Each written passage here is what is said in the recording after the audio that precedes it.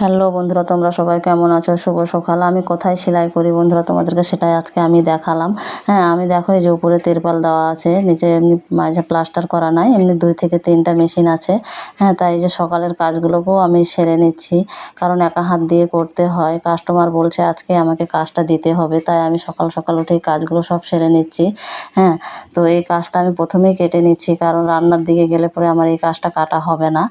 তো এই জন্য কাজটা আমি কেটে আগে রেডি করে নেব। কাস্টমার আজকেই নেবে, তো বলেছি সন্ধ্যায় দেবো কাজটা, ওই জন্য আমি কাজটা কেটে নিচ্ছি। আর দেখো, আমি তো সবসময় সেলাইয়ের কাজ করি, তো সেলাইয়ের কাজ করে যেটা আমি মাসে ইনকাম করি 4 থেকে 5 হাজার টাকা সবসময়। তার আমি তো গ্রামে থাকি, গ্রামে তার সবসময় এত সেলাইয়ের কাজ পাওয়া যায় না।